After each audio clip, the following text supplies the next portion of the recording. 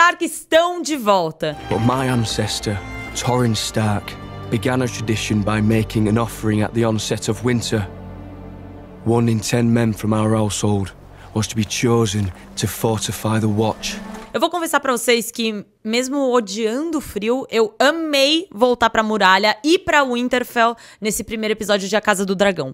Bateu uma super nostalgia não só por conta da muralha em si, mas porque o Ryan Condal, o produtor de A Casa do Dragão, ele foi muito espertinho. A primeira cena da série, ela foi feita pra gerar um arrepio em todos que são fãs de Game of Thrones, porque, não sei vocês, mas por um momento, por um segundo, eu pensei que podia ser o Kit Harington, o ator que interpreta o Jon Snow narrando.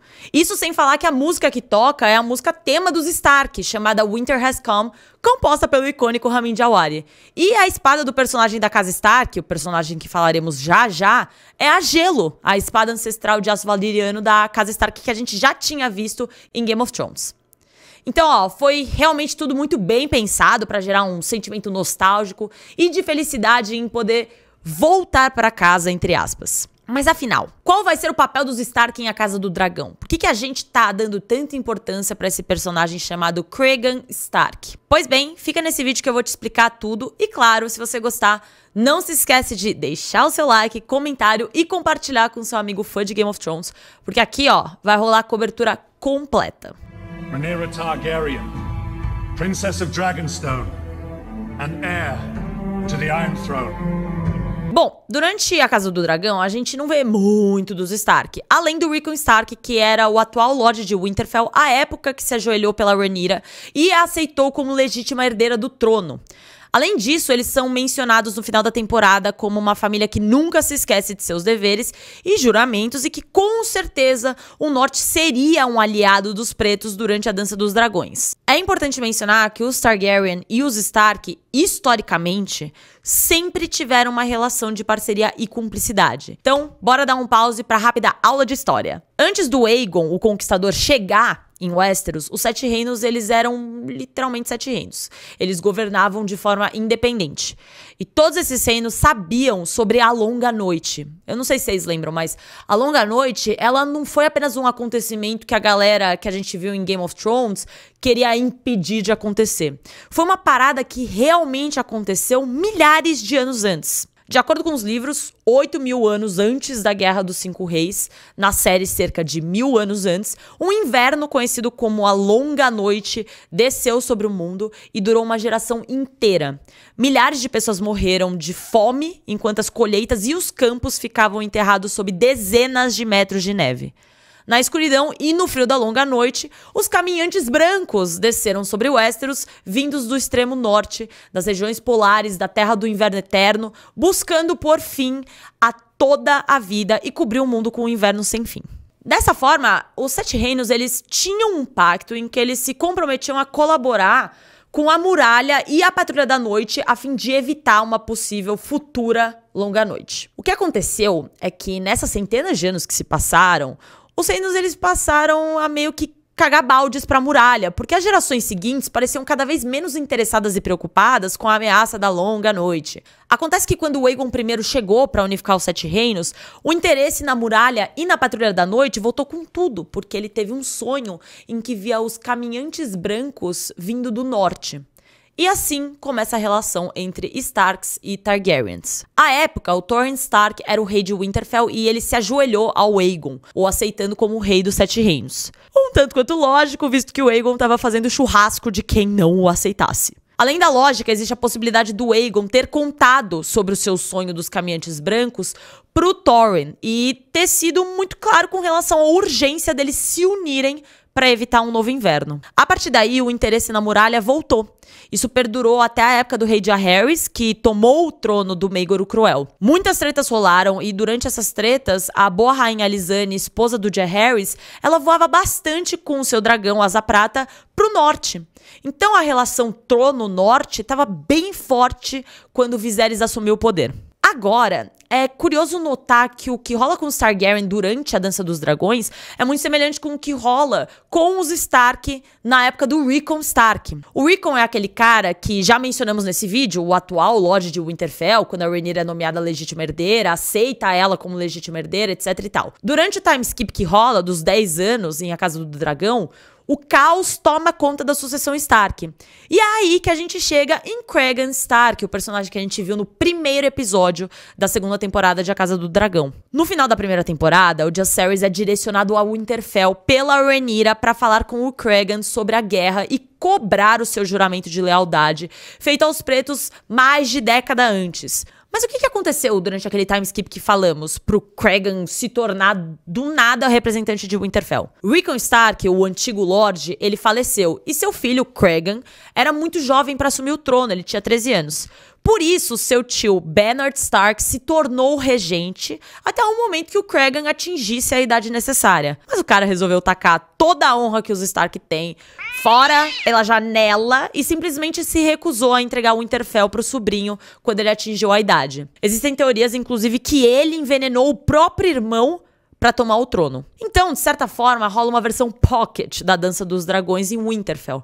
Nada tão grande, nem tão caótico, nem tão sanguinário, mas rolou. O Cregan, ele consegue derrotar o tio, ele taca ele na prisão e, por consequência, assume o Winterfell. Após assumir o Winterfell, ele casa com o seu amor de infância, Alyssa Norrie, e eles têm um filho chamado Rickon, em homenagem ao seu pai. Mas, infelizmente, e não muito surpreendentemente, porque essa é uma tragédia recorrente em Westeros, a sua mulher acaba falecendo logo após dar à luz por conta de complicações do parto. Bom, voltando aos nossos dragões, é importante citar que um dos principais motivos que fizeram com que os Targaryen fossem até os Stark, além deles serem honrados, precisar honrar o pacto e tal, é o fato de que eles têm um belo de um exército. O Jacaerys foi até lá e, bom, surpreendentemente deu tudo certo. Existem alguns relatos divergentes acerca da visita do Jacaerys em Winterfell, mas a versão que vemos na série é com certeza a que implica em um bom relacionamento entre Jake e Cregan.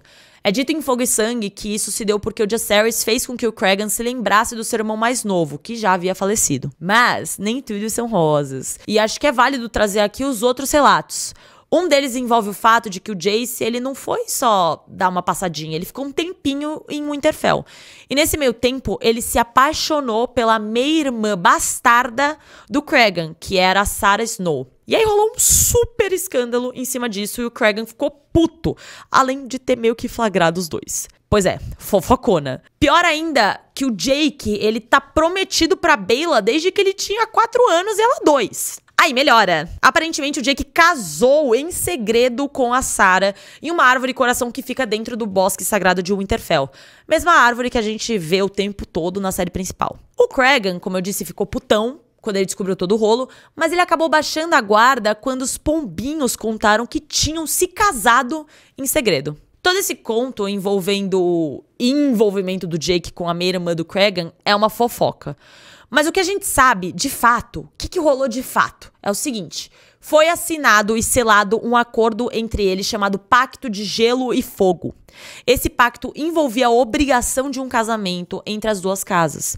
O filho de Lord Cregan, Rickon, tinha 1 ano. O Jacaerys ainda não tinha filhos, mas supõe-se que ele teria futuramente. Portanto, sob os termos do pacto, a primeira filha do príncipe seria enviada para o norte aos 7 anos para ser criada em Winterfell até quando tivesse idade para se casar com o herdeiro do Lord Cregan. Tendo feito esse pacto, o Jake retorna para Porto Real e os nortenhos, eles fazem a sua próxima aparição somente em guerra. E agora cuidado que vem spoilers do livro. Então, ó, fica de olho. A primeira leva do exército do norte, que foi pro sul, foi liderada por Lord Roderick Dustin. Esses cavaleiros foram descritos como destemidos, corajosos e lembrados como os lobos do inverno. Eles ajudaram em conquistas muito importantes como Harrenhal, e o Roderick Dustin foi o grande responsável por derrotar o Criston Cole. Os Lobos do Inverno só acabaram por ser derrotados durante a Batalha de Tumbletown, na qual eles foram traídos por Ulf o Branco e Hugh Martelo, que se uniram à causa dos Verdes. A perda do exército dos Lobos deixou a Rhaenyra numa situação terrível. Ela teve que abandonar Porto Real e procurou abrigo em Duskendale. Em Duskendale, ela escreve uma carta pro Cregan pedindo mais homens, do que o Cregan respondeu tipo, beleza, mas vai demorar. Infelizmente, demorou demais. Quando as novas tropas Stark chegaram nos portões de Porto Real, inclusive com a presença do próprio Cregan Stark, a Rhaenyra já tinha falecido e Aegon II estava no trono. Porém, contudo, entretanto, os portões de Porto Real estavam abertos. O exército invade a cidade e descobre que o Aegon faleceu, envenenado por seus inimigos, e a cidade estava se preparando para coroar o seu novo rei. Mesmo com a morte da Rhaenyra, os nortenhos eles foram consumidos por um sentimento de vingança para honrar a falecida Targaryen. Não só pelo seu juramento de lutar ao lado dos pretos, mas também porque o Winterfell estava no inverno. Eles não queriam voltar para casa e terem que, sei lá, gerar um fardo de se tornarem mais bocas a serem alimentadas.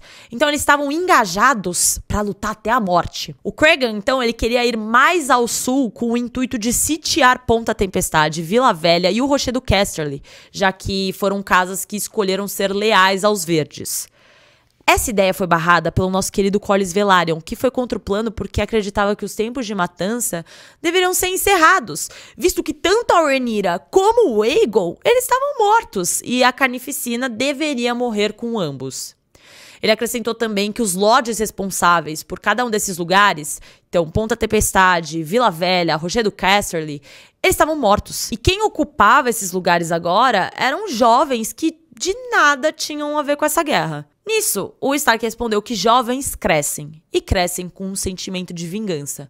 Ou seja, vamos atrás dos caras. Acontece que não era só o Corlys que ia contra essa ideia. As pessoas estavam cansadas. A Dança dos Dragões exigiu muito de todo mundo. Mas geral sabia que o Cregan dificilmente seria impedido de seguir com o seu plano. Pra surpresa de todos, ele desistiu. Oh. Okay. E continuou surpreendendo, porque as atitudes seguintes foram tão chocantes quanto. O Cregan Stark, ele resolveu punir os responsáveis por envenenar Aegon II. Sim, Aegon II, dos Verdes. E aí você vai me perguntar, por que raios ele não era do time da Rhaenyra, não era dos pretos? Porque na opinião do Cregan, apesar de todo o caos, o Aegon não deixava de ser um rei. E os assassinos dele não poderiam sair impunes de uma atitude como essa. Essa atitude não foi necessariamente porque ele gostava do Aegon II, muito menos porque ele gostava dos Verdes, mas porque ele queria deixar uma mensagem de que isso não seria tolerado e, portanto, o próximo rei, Aegon III, filho da Rhaenyra, seria poupado de uma possível manobra como essa. O Aegon III, ele amou o posicionamento do Cregan e isso fez com que ele o nomeasse Mão do Rei. Assim, ele teria mais liberdade também para interrogar quem quisesse e chegar à conclusão de quem foi o responsável pelo envenenamento. Ele começou interrogando Corlys Velaryon, que não negou o seu envolvimento, assumindo que fez o que deveria ser feito para garantir o bem-estar do reino e que ele faria tudo de novo se tivesse a chance. Dessa forma, o Cregan o sentenciou à morte, junto de Larys Strong e muitos outros envolvidos no plano de envenenamento de Aegon II. Algumas pessoas começaram a protestar contra essa decisão, principalmente no que dizia respeito a Corlys. Em um primeiro momento, o Cregan não ligou, seguiu suas convicções, basicamente tacou o foda-se pra geral que foi pedir misericórdia. Baela, Rhaena e até mesmo o rei. Mas teve uma pessoa que fez com que ele mudasse de ideia. O Cregan se apaixona por uma moça chamada Alicent Blackwood, uma arqueira que desempenha um super papel na Dança dos Dragões. Ela acaba se casando com o Cregan e, por conta disso, ele revê a sua decisão de executar o Corlys. Digo e repito, mulheres vão dominar o mundo, meus queridos. Corlys foi poupado, mas o resto da galera foi de arrasta. Todos que participaram do envenenamento do Aegon foram executados, inclusive o Larys Strong. O Cregan, ele prosseguiu com a decapitação de cada um usando gelo, a espada ancestral que eu já citei nesse vídeo, exceto pelos que optaram por assumir o manto negro da Patrulha da Noite. Nesse caso, estes foram para a muralha, e o Lord Cregan Stark retornou para Winterfell com a sua esposa e com a gratidão do seu novo rei. E, gente, esse foi o resumão da participação da Casa Stark, principalmente do Cregan Stark, em A Casa do Dragão e, consequentemente, no livro Fogo e Sangue. E aí, conta pra mim, vocês gostaram? Alguma dúvida, questionamento, acréscimo? Fiquem à vontade pra deixar sugestões nos comentários. A gente segue na nossa maratoninha de A Casa do Dragão, então, ó, fiquem de olho no canal que ainda teremos muitos conteúdos por aqui, beleza? É isso, a gente se vê nos próximos.